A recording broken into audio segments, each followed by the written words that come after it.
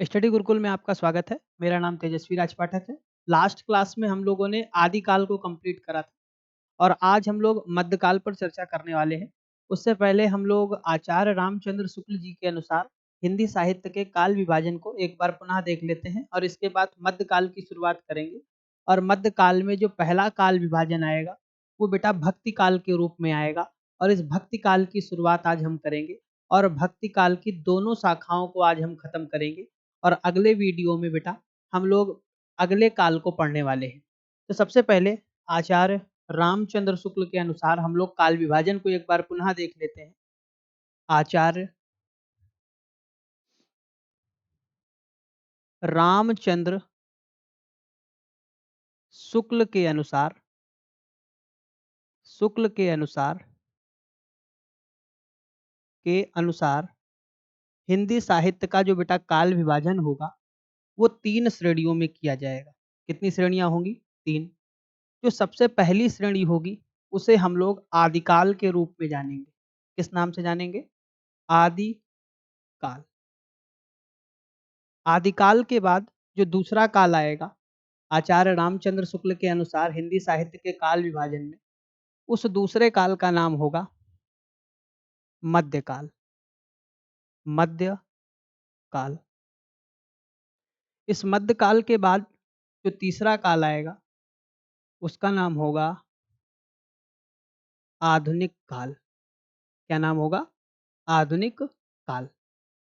अगर हम लोग मध्यकाल के टाइम पीरियड की बात करें तो 1375 से लेकर 1900 तक के टाइम पीरियड को मध्यकाल के नाम से जाना गया।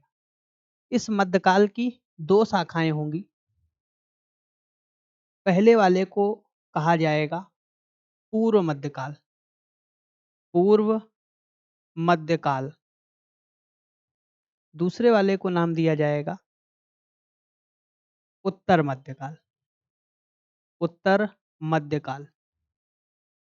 अगर बेटा हम लोग पूर्व मध्यकाल की बात करें तो 1375 से लेकर 1700 तक के टाइम पीरियड को हम लोग पूर्व मध्यकाल कहेंगे।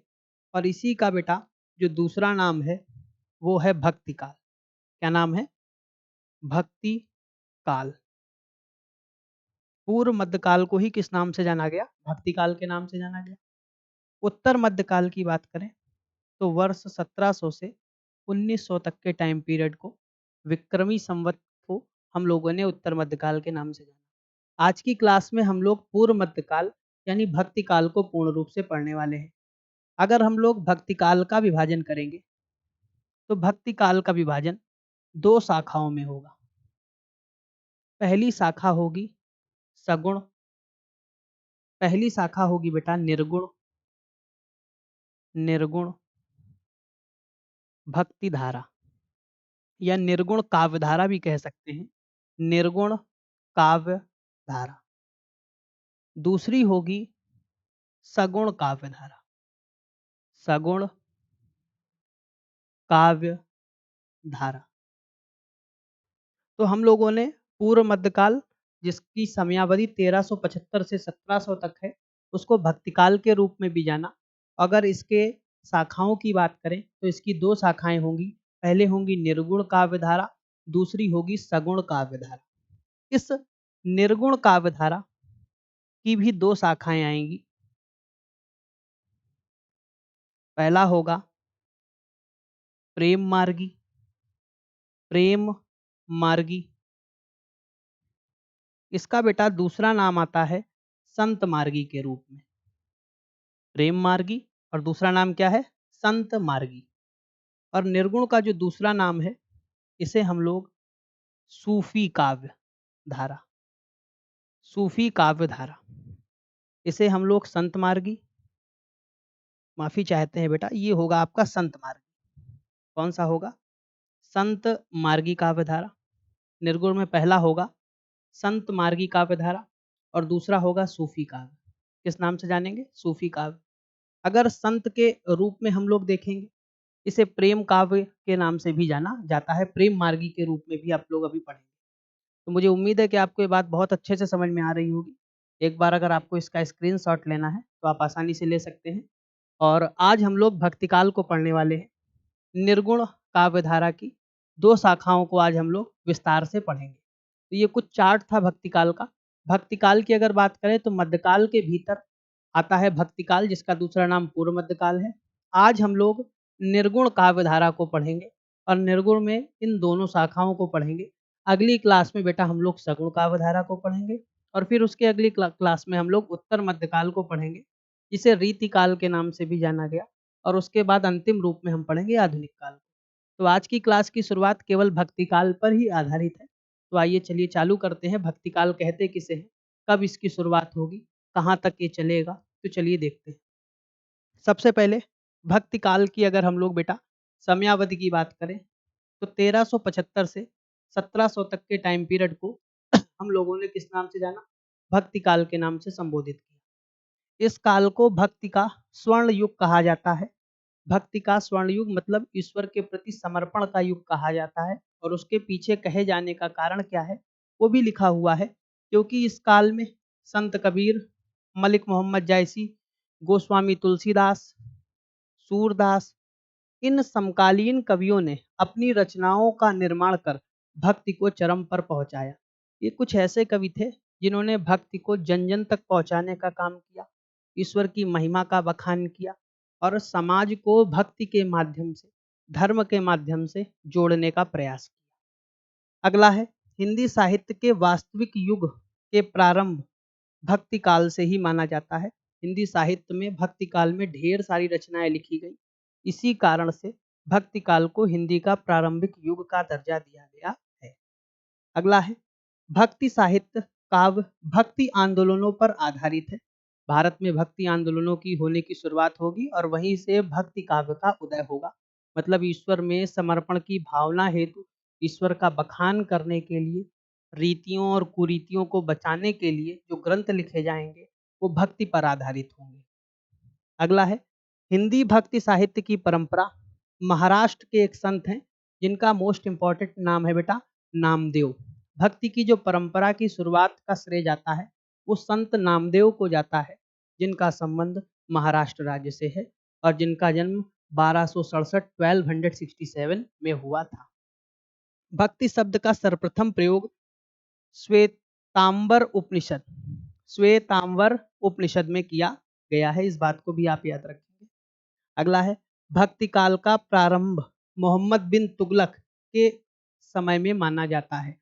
जब आप दिल्ली सल्तनत पढ़ेंगे उसमें आप तुगलक डायनेस्टी पढ़ेंगे और तुगलक डायनेस्टी में जिस समय दिल्ली सल्तनत के तख्तो ताज पर मोहम्मद बिन तुगलक बैठा हुआ था, उसी समयावधि में भारत में भक्ति आंदोलनों का जो उत्कर्ष होना प्रारंभ हो गया था और भक्ति अपने चरम पर थी। अब हम लोग देखते हैं कि जो भक्ति है ये भक्ति काल के नाम क्या क्या हैं। भक्ति काल को माध्यमिक काल कहा है मिश्र बंधु ने। पूर्व मध्यकाल कहकर संबोधित किया है डॉक्टर गणपति चंद्र गुप्त ने। और इस काल को भक्ति काल कहा है आचार्य रामचंद्र शुक्ल ने, डॉक्टर राम कुमार वर्मा ने और एक व्यक्ति और हैं हजारी प्रसाद द्विवेदी। हजारी प्रसाद द्विवेदी, ये आपको नाम भी याद रखने हैं कि भक्ति काल के कौन कौन से अन्य नाम भी हैं। अगला है बेटा भक्ति काल के संबंध में कुछ महत्वपूर्ण मत। आचार्य हजारी प्रसाद द्विवेदी ने क्या कहा है, भारतीय संस्कृति का स्वाभाविक जो विकास है वो भक्ति काल में हुआ। दूसरा मत है आचार्य रामचंद्र शुक्ल का, हिंदू निराशा की देन है। कहा जाता है जब व्यक्ति ज्यादा निराश हो जाता है तो उसमें ईश्वर के प्रति श्रद्धा का भाव उत्पन्न होने लगता है और वो ईश्वर में समर्पण के उद्देश्य से और यह विश्वास रखता है कि ईश्वर सब सही करेगा और उसके जीवन में सब सही हो जाएगा ईश्वर की शरण में आने से, जो कि कहीं ना कहीं प्रमाणिक भी है। और यही आधार रखा था आचार्य रामचंद्र शुक्ल ने और बोले कि हिंदू निराशा की देन है। हिंदुओं में निराशा आ गई थी क्योंकि दिल्ली सल्तनत जैसे जैसे आगे बढ़ रही थी उसका रवैया हिंदुओं के प्रति बहुत क्रूर होता जा रहा था और अपने आप को इन क्रूरता से बचाने के लिए हिंदुओं द्वारा ईश्वर में समर्पण की भावना जागने की शुरुआत भक्ति काल से ही होने लगी। अगला है भक्ति काव्यधारा के अंतर्गत कबीर, जायसी, सूर, तुलसी, रैदास, मीरा जैसी महान प्रतिभाओं ने रचना की। इन्हीं रचनाओं के कारण भक्ति युग को हिंदी साहित्य का स्वर्ण युग कहा जाता है, क्योंकि इस काल में जितनी भी रचनाएं लिखी गई वो अभूतपूर्व थी, अद्भुत थी, और वास्तविक तौर पर अभी तक ऐसी रचनाएं आज तक तो न लिख पाई गई हैं और भविष्य में हो सकता है कोई लिख भी ना पाए। इस वजह से भक्ति काल को हिंदी साहित्य का या हिंदी का स्वर्ण युग के नाम से भी जाना जाता है। तो ये नाम आपको जरूर याद रखने हैं, साथ ही साथ ये एक दो मत अगर याद हो जाए तो अच्छा है, और ना याद हो तो कोई बात नहीं है, कोई इतना बड़ा विषय नहीं।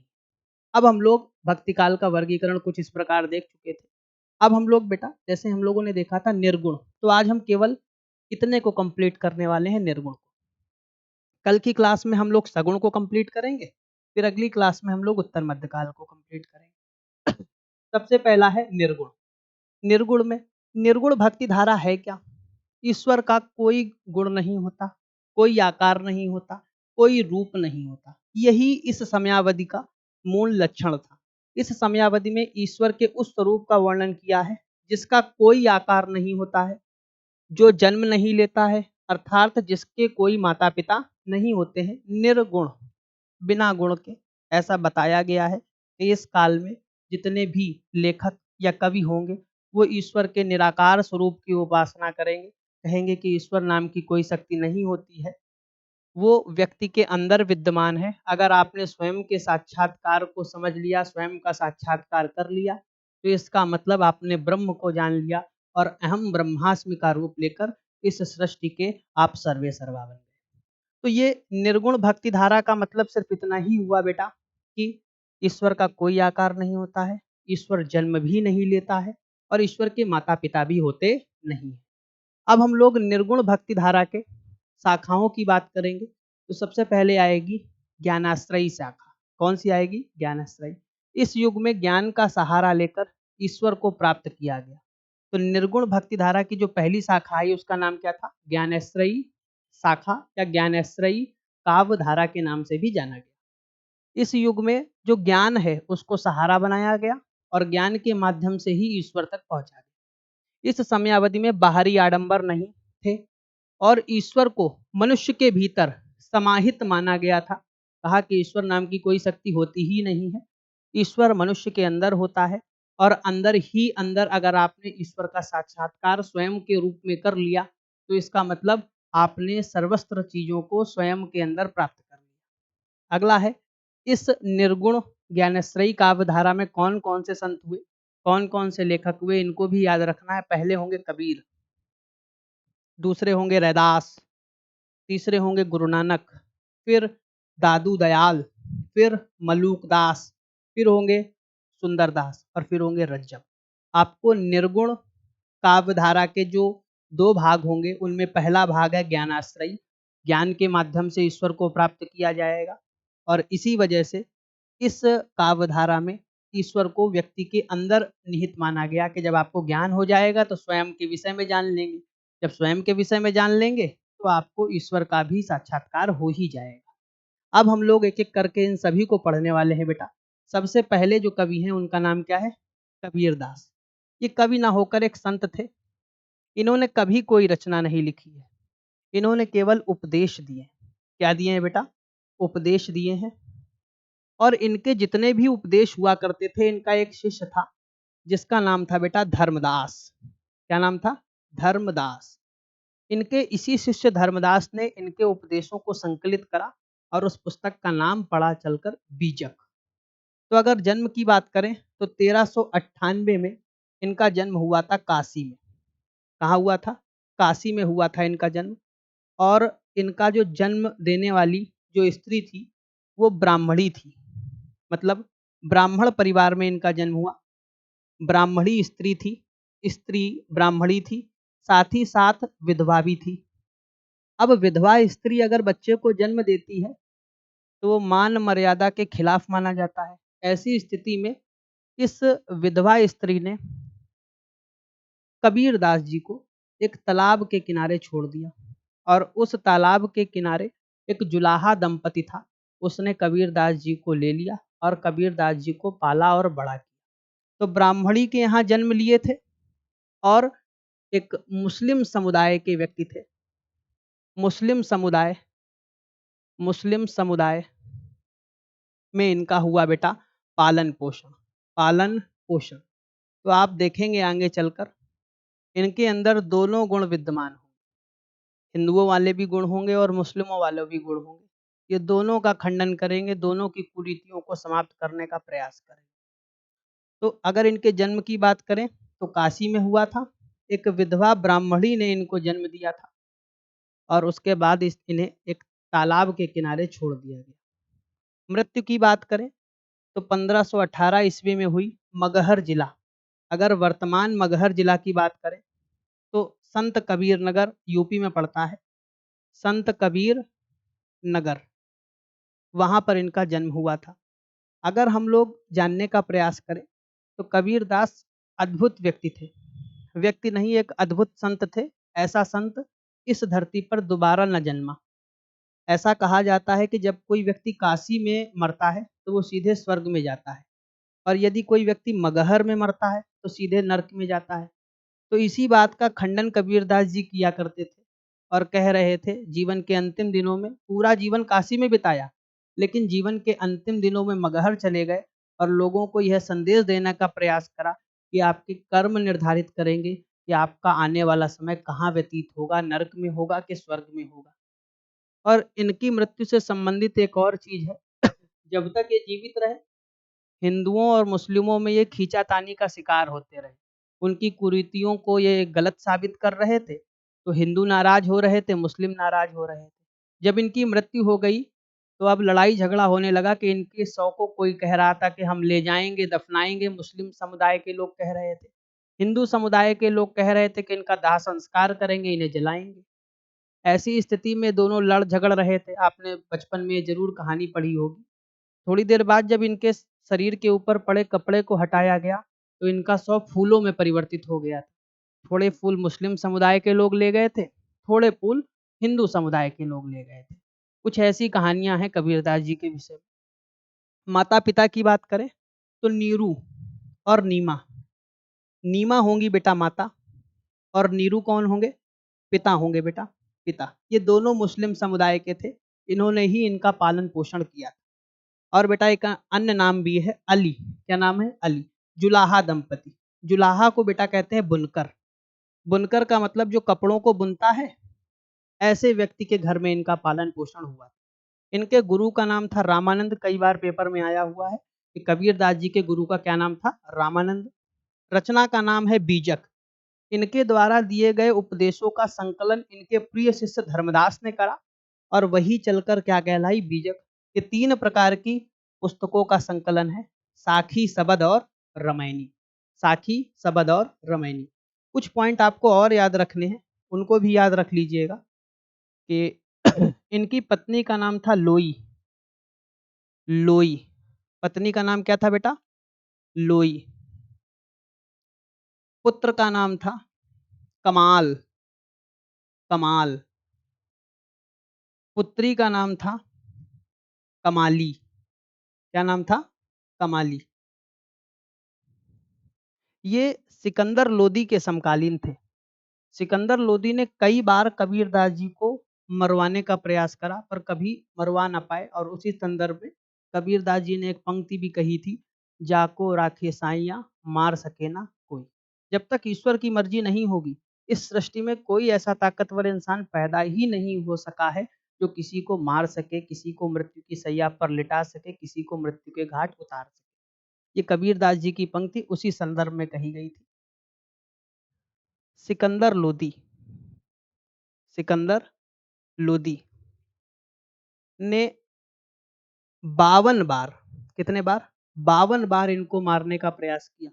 कभी गरम तेल के कड़ाहे पर रखवा दिया, इनको अंदर उतरवा दिया, कभी हाथी के पैरों के नीचे कुचलवा दिया, लेकिन इनका कुछ ना हो सका। कभी कुएं के अंदर डाल दिया। ये कुछ ऐसे प्रकार से इन्होंने, सिकंदर लोदी ने इनको मरवाने का प्रयास किया था, किंतु कभी मरवा ना पाए। फिर इनका एक धार्मिक पीर था। क्या नाम था बेटा, धार्मिक पीर था। पीर का मतलब धर्म का जानकार था। शेख तकी, शेख तकी। ये बहुत चिढ़ता था कबीरदास से, तो इसने भी कबीरदास जी को बहुत बार मारने का प्रयास करा किंतु मार ना पाया।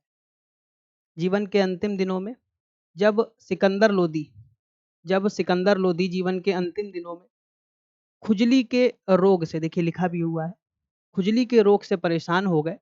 तो जब ये खुजली के रोग से बहुत ज़्यादा परेशान हो गए, पूरे भारत के वैद्य इनके इस खाद और खुजली के रोग को सही नहीं कर पा रहे थे, तब सही करा था कबीरदास ने। और सिकंदर लोदी अपने जीवन के अंतिम दिनों में कबीरदास जी की शरण में चले गए थे। इस बात को भी आप याद रखें। अब कबीरदास जी के शिष्य ने इन रचनाओं को बीजक के रूप में संकलित करा और शिष्य का नाम भी याद रखेंगे बेटा आप लोग, धर्मदास। क्या नाम होगा? धर्मदास। पहली रचना है साखी। कौन सी है बेटा? साखी। साखी को दोहों में संकलित किया गया, जिसमें कबीरदास जी ने ज्ञान अनुभव की बातें कही। दूसरी है सबद। सबद में गेय पद है, जिसमें ब्रज भाषा में लिखा गया है तथा आध्यात्मिकता पर जोर दिया गया है, अध्यात्म की बातें बताई गई हैं। और अगली है रमैनी, को गेरा पद चौपाई छंद में की गई है इसकी रचना, तथा इसकी भाषा भी क्या है बेटा? ब्रज है। और इसमें रहस्यवादी विचारों का क्या किया गया है? वर्णन। तो साखी, सबद, रमैनी, इन तीनों के मिश्रण को बीजक के रूप में जाना गया, जो कि कबीरदास जी के उपदेशों का संकलन है। और इसके उपदेशों का संकलन करने वाले व्यक्ति कौन थे? उनके प्रिय शिष्य धर्मदास। अब कबीरदास जी से कुछ महत्वपूर्ण तथ्य हैं, ये आपको पेपर में जरूर देखने को मिलेंगे। सबसे पहला तथ्य है, आचार्य हजारी प्रसाद द्विवेदी ने कबीर जी को क्या कहा? वाणी का डिक्टेटर। वाणी का डिक्टेटर। डिक्टेटर का मतलब तानाशाह। कुछ भी कहलवा लो इनसे, ये अपनी बातों पर खरे उतरते थे, आप इनसे कैसा भी प्रश्न पूछ लें। दूसरा है, आचार्य रामचंद्र शुक्ल ने कबीर दास जी की भाषा कौन सी बताई है? सधुक्कड़ी। Most important. बाबू श्याम सुंदर दास व डॉक्टर राम कुमार वर्मा ने कबीर दास जी की भाषा पंचमेल खिचड़ी। पंचमेल खिचड़ी का मतलब 3 4 5 भाषाओं को मिक्स करके लिख दिया करते थे, जिसके चलते इसको कहा गया पंचमेल खिचड़ी। कबीर दास जी ने अपनी रचनाओं में खड़ी बोली, ब्रजभाषा, राजस्थानी और पूर्वी हिंदी का प्रयोग किया है। ये सिकंदर लोदी के समकालीन थे। किसके समकालीन थे? सिकंदर लोदी के। ये अनपढ़ थे, जिसके बारे में इस स्वयं की एक पंक्ति कहते हैं, एक उक्ति कहते हैं। क्या कहते हैं? ये गलत लिखा हुआ है। मसी मसी कागद छुओ नहीं, कलम गहूं नहीं आत। मैंने कभी कागज को छुआ नहीं है। मसी कागज छुओ नहीं, कलम गहूं नहीं हाथ। और कलम को कभी भी हाथ में नहीं पकड़ा। ये पढ़े लिखे नहीं थे, जिसकी वजह से इन्होंने सिर्फ बोला है, सिर्फ उपदेश दिए। और ना पढ़ लिख कर भी व्यक्ति इतना विद्वान हो सकता है, इस बात के प्रत्यक्ष प्रमाण कबीरदास जी स्वयं। तो ये कबीरदास जी से संबंधित कुछ महत्वपूर्ण तथ्य थे, आपको ये याद ही रखने पड़ेंगे, तभी कुछ काम बनेगा बेटा। अब कबीरदास जी खुद तो कोई रचना नहीं लिख गए, पर कबीरदास जी के बारे में बहुत सारे लेखकों ने रचनाएं लिखी। इन 4 लेखकों के नाम आपको याद रखने। कबीर, पुस्तक का नाम है कबीर और लिखने वाले हैं आचार्य हजारी प्रसाद द्विवेदी। दूसरा है कबीर बाज भी, कपोत भी, पपीहा भी। ये लिखी है धर्मवीर भारती ने। फिर संत कबीर पुस्तक लिखी है डॉक्टर राम कुमार वर्मा ने, जो कि कबीरदास जी के ऊपर है। और अंतिम है कबीर ग्रंथावली, जो कि श्याम सुंदर दास द्वारा लिखी गई है और ये कबीर जी पर ही आधारित है। तो ये 4 पुस्तकें हैं जो कबीर जी पर आधारित है और इनके रचनाकार भी आपको याद रखें। तो हम लोगों ने सबसे पहले ज्ञानाश्रयी शाखा के पहले संत कबीरदास जी को पढ़ा, जो कि अत्यधिक महत्वपूर्ण। अब अगले संत हैं रैदास। रैदास का दूसरा नाम क्या है बेटा? रविदास। 1377 में जन्म हुआ। इतना ज़्यादा आपको याद रखने की जरूरत नहीं है, जो बताया जा रहा है सिर्फ उतना याद रखें। जन्म स्थान की बात करें तो काशी। मृत्यु होगी 1528 और गुरु कौन होंगे? रामानंद। कौन होंगे? रामानंद। रामानंद के 12 शिष्यों में रैदास या रविदास एक थे। अपनी जाति के संदर्भ में स्वयं के बारे में इन्होंने पंक्ति लिखा है, कह रैदास खलास चमारा। इस पंक्ति से आप समझ गए होंगे कि अपनी जाति के विषय में संदर्भ देने का प्रयास कर रहे हैं। रैदास की रचनाएं संत मन के विभिन्न संग्रहों में संकलित हैं। रैदास के 25 पद गुरु ग्रंथ साहिब में प्रकाशित हुए, कहीं कहीं 40 भी दिखाता है।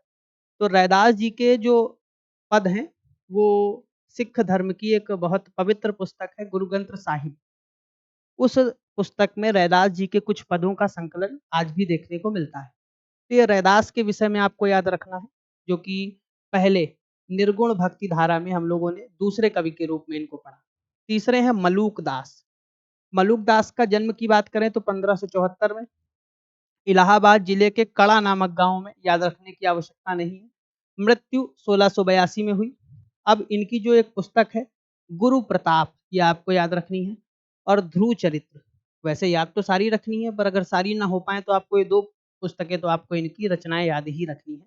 व्यक्ति का नाम क्या है? मलूक दास संत हैं, और इलाहाबाद के कड़ा नामक गांव में इनका क्या होगा? जन्म होगा। अगले हैं गुरु नानक, सिख धर्म के प्रवर्तक, सिख धर्म के संस्थापक हैं गुरु नानक। गुरु नानक सिख धर्म के संस्थापक हैं। 1469 1469 में तलवंडी नामक ग्राम, जो कि अब कहाँ पड़ता है? लाहौर पाकिस्तान में, इनका जन्म हुआ था। इनके पिताजी का नाम था कालू चंद्र खत्री, और माता का नाम क्या था बेटा? तृप्ता नाम था। पत्नी का नाम इनका था सुलक्षणी, और गुरु नानक जी के दो पुत्र थे, श्रीचंद्र और लक्ष्मी चंद्र। गुरु नानक जी के बाद कुल 10 गुरु हुए, जिन्होंने सिख धर्म की जो कमान है वो संभाली। गुरु नानक ने हिंदू मुस्लिम दोनों की समान धार्मिक उपासना पर बल दिया, तथा इन्होंने मक्का और मदीना की यात्रा भी की है, जो मुस्लिमों का पवित्र स्थान है, मक्का और मदीना। इन्होंने मुगल सम्राट बाबर से भेंट की, मतलब गुरु नानक जी ने बाबर से भी मुलाकात की थी। अगला है, इनके जो एक प्रिय शिष्य थे उनका नाम था रागी, और उनका समुदाय कौन सा था? मुस्लिम समुदाय के व्यक्ति हुआ करते थे। गुरु नानक ने पंजाबी तथा हिंदी भाषाओं में कविताएं लिखी थी, ये भी आपको याद रखना है। और इनकी कुछ रचनाएं हैं जपूजी, आसा दरीगर, रहीरास, सोहिला, नसीहतनामा, जो कि खड़ी बोली में लिखी गई, और ये गुरु नानक जी थे। इनकी भाषा में, हिंदी में ब्रज और खड़ी बोली दोनों का मेल दिखने को मिलता है। गुरु नानक की परंपरा को आगे बढ़ाते हुए सिख धर्म में कितने गुरु हुए? 10 गुरु हुए। टोटल गुरुओं की संख्या कितनी होगी? 10 होगी। गुरु नानक आपको सर्वप्रथम याद रखने हैं, और ऐसे दूसरे तीसरे ऐसे बढ़ते चले जाएंगे, और टोटल सिख धर्म में कितने गुरु होंगे? 10 गुरु होंगे। तो ये हमने तीसरे संत के विषय में पढ़ा। चौथे आएंगे दादू दयाल। दादू दयाल की जन्म की बात करें तो 1544 में होगा, और जन्म स्थान का नाम होगा अहमदाबाद। अहमदाबाद गुजरात में पड़ता है बेटा। और मृत्यु की बात करें तो 1603 में होगी, और ये अपने गुरु भगवान बुद्ध को माना करते थे। मृत्यु क्या स्थान अगर बात करें तो जयपुर के निकट बराने नामक स्थान पर इनकी मृत्यु होगी। इनके जन्म को लेकर अनेक किंवदंतियां बताई जाती हैं, कोई कुछ बताता है, कोई कुछ बताता है। तो आपको इतना नहीं याद रखना है, बस इतना याद रखना है कि दादू दयाल का संबंध भक्ति काल की किस शाखा से है, बस इतना पर्याप्त है। दादू की रचनाओं का संग्रह उनके दो शिष्य संतदास और जगन्नाथ दास ने हर डे वानी, हर डे वानी, ये इंपॉर्टेंट है, हर डे वानी में कला, तथा कालांतर में रज्जब ने, एक व्यक्ति और हैं जो संत के रूप में अभी आप हम पढ़ेंगे, रजब ने इनका संपादन अंगवधु नाम से किया। इसको भी आपको याद रखना है। ये 2 पॉइंट और महत्वपूर्ण है कि दादू दयाल के 2 शिष्य हुआ करते थे, उनके इन 2 शिष्यों ने उनकी रचनाओं का संकलन हर डेवानी में किया, और कालांतर में रज्जब ने इसका संपादन, संपादन का मतलब प्रकाशित हुआ, अंगवधु के नाम से किया। रज्जब द्वारा लिखी गई रचना सब बंगी थी, ये भी आपको महत्वपूर्ण है, ये भी आपको याद रखना है। परशुराम चतुर्वेदी ने दादू दयाल की रचनाओं का संकलन दादू दयाल के नाम से किया। इस पॉइंट को भी आप याद रखेंगे, इसमें आपको 3 पॉइंट याद रखने वाले। अगले जो संत हैं, लेखक हैं, कवि हैं उनका नाम है सुंदरदास। जन्म की बात करें तो 1596 में होगा। जन्म स्थान होगा घौसा नामक स्थान पर, जो कि जयपुर राजस्थान में मिलेगा आपको। सुंदरदास 6 वर्ष की आयु में दादू दयाल के शिष्य बन गए थे, तथा दादू दयाल की मृत्यु के उपरांत 10 वर्ष की आयु में कहाँ चले गए? काशी चले गए, और 1689 में इनकी क्या हो गई? मृत्यु भी हो गई। सुंदरदास श्रृंगार रस के प्रबल विरोधी थे, इस बात को आपको याद रखना है। और अगले जो हमारे लेखक कवि या संत हैं, जिनका नाम क्या है? रजब। रजब के विषय में याद रखेंगे कि इनका जन्म 1567 को होगा। रजब का जो पूरा नाम था रजब अली खां था, और जन्म कहाँ होगा? सागानेर राजस्थान के क्षेत्र में। मृत्यु की बात करें तो 1689 में होगी, और ये भी दादू के शिष्य हैं, दादू दयाल के शिष्य हैं। दादू दयाल ने भर आंख रजब की तरफ देखा, आंख मिली, और दादू ने कहा, दादू के बहुत प्रिय शिष्य हुआ करते थे रजब। रजब त गजब कियो, सिर पर बांध्यो मोर, आया था हरि भजन को, कियो नरक में ठौर। ये पंक्ति दादू दयाल ने अपने प्रिय शिष्य रजब के संदर्भ में कही थी। इतिहासकारों का ऐसा मानना है कि रजब दास निश्चय ही दादू के शिष्यों में सबसे अधिक कवित्व लेकर उत्पन्न हुए थे। ये इतिहासकारों का और लेखकों का मानना है रजब के लिए कि दादू दयाल के सबसे प्रिय और सबसे प्रतिभावान शिष्यों में रजब का स्थान शीर्षस्थ था। अगला जो साहित्य है उसका नाम क्या है बेटा? सूफी साहित्य। पहला हम लोगों ने, जैसा कि आप लोगों ने देखा, जो पहले हम लोगों ने 6 से 7 लेखकों को पढ़ा, जिसमें सबसे पहले हम लोगों ने ज्ञानाश्रयी शाखा देखी, जैसा कि यहाँ पर लिखा है ज्ञानाश्रयी शाखा। इसे ज्ञानाश्रयी शाखा के नाम से जानते हैं। ज्ञानाश्रयी शाखा, ज्ञान के माध्यम से ईश्वर को प्राप्त किया जाएगा और इसमें संत होंगे, जिसके चलते इसे संत मार्गी भी कहा जाएगा। दूसरा होगा सूफी काव्य। सूफी काव्य मतलब प्रेम के माध्यम से ईश्वर को प्राप्त किया जाएगा। तो सूफी काव्य की अगर हम लोग बात करें तो सूफी काव्य का जो दूसरा नाम है वो है प्रेम काव्य। कौन सा है? प्रेम काव्य। प्रेम के माध्यम से ईश्वर को प्राप्त किया जाएगा।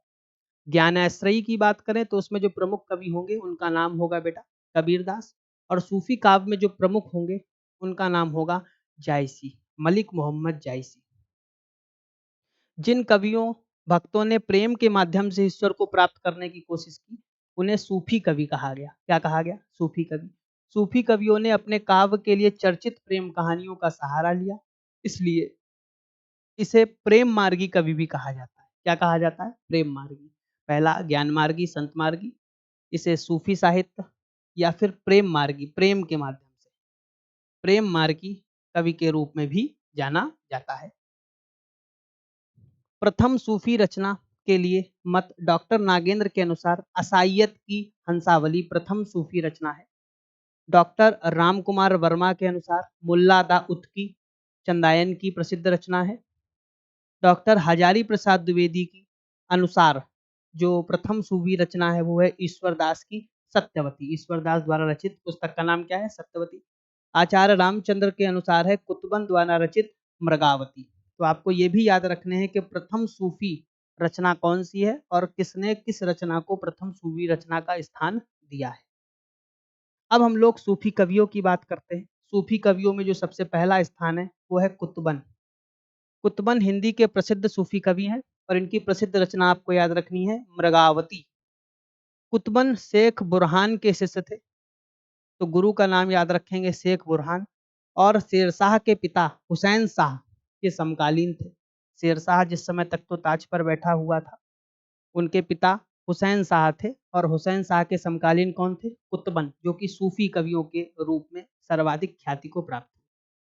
दूसरे महत्वपूर्ण सबसे ज्यादा हैं मलिक मोहम्मद जायसी।